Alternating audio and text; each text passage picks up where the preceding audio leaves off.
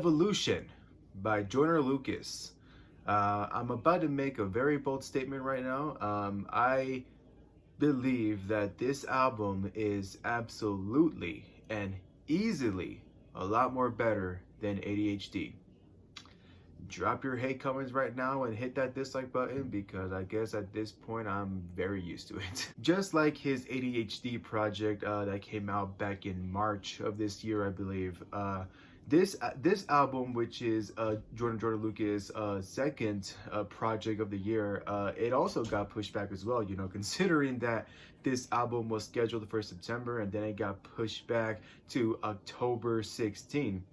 And then when October 16th happened and I saw that not only did the album not drop, but when I went to Joyner's fucking Instagram page, I saw that everything Evolution related was just fucking gone. And I was over here thinking, God damn it, this is going to be another ADHD experiment slash situation where we're gonna have to wait another 4 fucking years to hear an album by Joyner again. But luckily this project did drop a week later, and in my opinion is a really dope project, and like I said, I do think is easily better than the ADHD project that dropped earlier this year. Now don't get me wrong, I don't want to say that ADHD was a bad project. You know, Joyner is one of my favorite, you know, modern MCs that we have right now. You know, I think he's a dope lyricist, I think he's a great storyteller.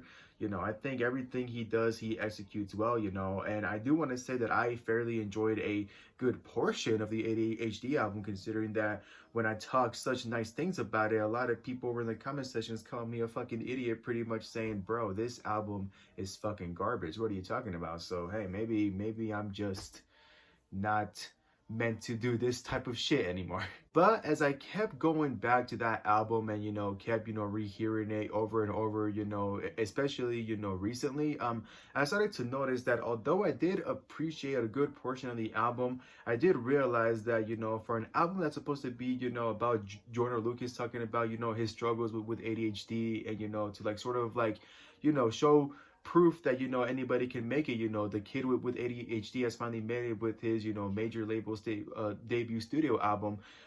That album didn't really talk too much about ADHD. I mean, sure, we had, you know, the stupid ass, you know, skit with the really fucked up like psychiatrist, I guess, who's talking mad shit about, you know, the little kid version of Joyner and, you know, just him saying all this shit that you obviously like wouldn't think a psychiatrist would say. You know, they obviously, you know, just had those skits just for like a shock value.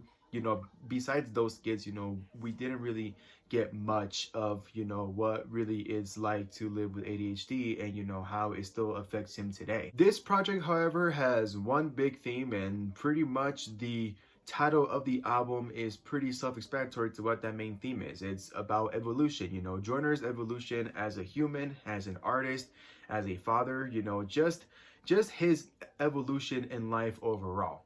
And I gotta say that I do think Joyner absolutely delivers what he was trying to deliver with this project. You know, this project was meant to be a whole album about evolution, and he definitely does include a lot of those things right here. You know, I think that this is an acceptable album to those that felt that ADHD was a very mediocre and a very, you know, bad project overall that, you know, had nothing to do with ADHD whatsoever. You know, I think this is the album that you all really wanted, and I think it's an album that you are going to be okay with and are going to forget everything that made you hate about ADHD, because this album is actually something that you will enjoy, in my opinion. I mean, don't get me wrong, this album absolutely has its very cringe and cheesy moments. You know, this album does have 3 skits. You know, the first skit that was on the album I actually didn't mind. You know, I actually did appreciate that one. You know, the teacher asking, you know, young little kid Joyner what he wants to be when he grows up. You know, I think that was a pretty, you know, like dope start to the album. You know, he said he wanted to be an entrepreneur, you know, wanted to like change the world and shit like that. You know, I think that is pretty acceptable.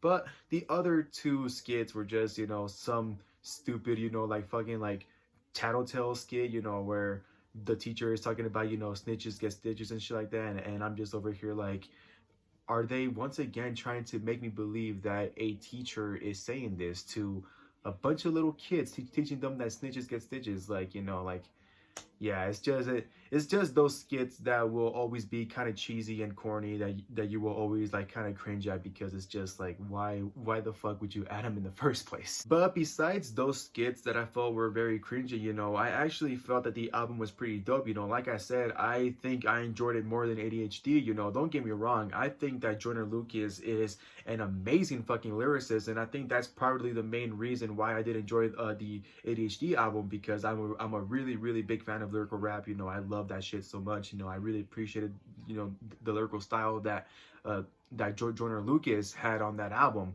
But the main reason why I got into Joyner Lucas in the first place is because of his storytelling, because that man can tell some pretty great stories. He is one of the greatest like storytellers that I've heard so far. One good example is the song Ras Cappuccioni, which came out in the Along Came Joyner album. That song is just fucking perfect. Joyner, telling the perspective of, Ross, the guy that got shot and survived, and, the other perspective of the guy that was, trying to join a gang, but to be a part of it for initiation, he had to kill somebody, and, just telling, just like showing us, his plot story and everything, like how he was gonna kill him and shit like that. That shit was like so fucking great, and the fucking music video was also great as well. He is really good at telling stories. Another great example is the I'm Sorry song that came out in the 508 album. Uh, which was pretty much, obviously a suicide awareness song. But what I really appreciated about that song is, how the way, Joyner Lucas, tells the story through the perspective of the suicidal person. What goes through their mind.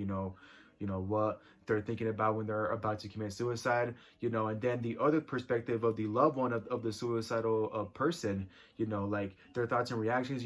How they're sad that they did it, but how they're also like pissed off because they see it as weak, and they wish that they would have talked to him and shit like that. Just the whole like grieving process that that person goes through after losing a loved one through suicide. Joyner Lucas is really really good at putting a lot of these images in your head, and with those images and those stories that he tells in his songs, he also brings out a lot of emotion, not just from him but to all of us, and just pretty much make us cry for like an hour fucking straight, because that's just the kind of artist that he is. So on this project, Joyner Lucas takes his signature hardcore lyrical rage and trades it for a bunch of soulful like and melodic beats, and pretty much pretty much takes us down the road he's traveled so far, if that makes sense. This project gives me the Joyner Lucas vibes that I fell in love with for the first time when I, was getting into him, as he pretty much becomes very vulnerable and, talk to us about, the shit that he's been going through, the shit that he went through as a child, just everything that happened in his life and how it has, like evolved him to the person that he is and to the artist that he is, because obviously music was a big influence on him. He's super passionate about music, and you can obviously tell by like the emotion in his voice throughout this whole album. I just we really love that this album was just a roller coaster full of emotions. It's a roller coaster full of emotions that anyone can enjoy, in my opinion. There are many vulnerable subjects that Joyner Lucas talks about in this album. For example, growing up without a dad. Yeah, he did have a stepdad, but obviously when you don't have your biological dad, you always have that constant feeling in your head of like, what did I do wrong? The reason I know that, like my dad didn't leave, but I have two cousins, three cousins actually. Their dad walked out on them in like 2010. I was like maybe 11 and they were like a bit younger, and I know like during that time, at least the youngest cousin, she was really struggling with that shit. So I definitely like do understand that. And because he grew up without a father, it obviously did affect the way he treated his son for a while. For those of you that don't know, Joyner does have a son, and at first he wasn't really happy about it. And I think a part of it is because he did grow up without a dad, and he nobody like really taught him how to be a dad. And I guess so some dudes do have that sort of like mentality of like, my dad wasn't there for me, so why should I care, right? And if you want to learn more about it, because I don't really know how to explain it, I do suggest that you listen to the song Happy Birthday. It's pretty much Joyner talking about how shitty of a father he was sometimes, how he didn't really treat his son right, That's a really emotional song, and I do recommend that y'all go listen to it, because that song can pretty much explain everything I'm trying to say right now about him not growing up without a dad. And a few more, vulnerable subjects on this album include, Joyner Lucas talking about the past relationships that have failed because of him. A lot of guys don't like to admit that, but I will be the first to admit that I fucked up in my first relationship, because, guys are fucking stupid. Guys can be kind of trash, and I guess these days we're kind of dogs and whatnot. Yeah, we're we're fucking stupid sometimes, and that's pretty much what Joyner talks about in this album. And another great topic that he talks about is his experiences as a black man in America. There's a lot of great black power talk throughout this whole album. Some really like he just pretty much becomes a voice for the black community, which I also do appreciate. And although I do think that Joyner Lucas absolutely shines on his own, he didn't get carried by anybody. He pretty much came to do his thing, and I think he did it perfectly well. I do appreciate the guest list on here, not only because it's super tiny, but because I do think that they contributed well to what he was trying to accomplish on this project. The third track on this album, entitled On This Way, has a feature with none other than the Game himself, which I was really surprised to see, considering that this man last year he dropped his last album, so he calls it. I don't know if it's true or not, but it was the album called Born to Rap. A really great album that came out last year, in my opinion. I really enjoyed it. So I was really surprised to see him on another like rap track, because I thought that after that album that he wasn't going to do anything else, because he was finally retiring. But thankfully, he shows up on this album, and I think that the Game and Joyner are a really great duo. They pretty much took themselves a lot more serious. It wasn't no hardcore gang-banging song. It was pretty much both of them talking about their story, like the things they've seen on this way, the things they've experienced on this way. They pretty much just share their life story and everything that led up to where they are now. It was a really emotional experience. I am not really used to the Game being that vulnerable, but I have heard him like be super sentimental many times, so I was really glad to hear him once again bring back that emotional storytelling experience. It's something that I really appreciate, and I just really like connected with this song, in my opinion. Hell, I even like the 11th track called Legendary, which has a feature with Rick Ross himself. Somebody that I don't really like that much. I don't have a personal problem with Rick Ross. He's kind of hit or miss for me, because he can sometimes make some pretty good music, and then sometimes he makes some pretty obnoxious shit that just makes you sit and wonder, what the fuck was this man thinking? And I really did not mind him on this album whatsoever. It's this like really like great, like sort of like Legends Never Die kind of song. It's the kind of song that I feel that was going to be, remembered for a very long time now. At least for me, I'm definitely going to remember this song a lot. I thought it was really great. I really enjoyed, Rick Ross taking himself a lot more serious instead of doing, the obnoxious shit that he does, sometimes. But yeah, I think that he contributed very well. I appreciate that he stuck to the style that Joyner was doing for the album, and I just appreciate him just pretty much keeping that theme true of evolution. Rick Ross has obviously been around for a while now in the music industry, and he definitely has had his own like development and growth. Same goes for the Game. A really like respected like OG rapper. I think all three of them really showed the growth and development that they all had, not only as human beings but as artists in general. There was only one song on this album I didn't like, and it was the song entitled Snitch. And the reason why I didn't like it is because I just felt that it kind of like took away from the emotional roller coaster that this album is. I think it was just the one like stupid and sort of like hype song.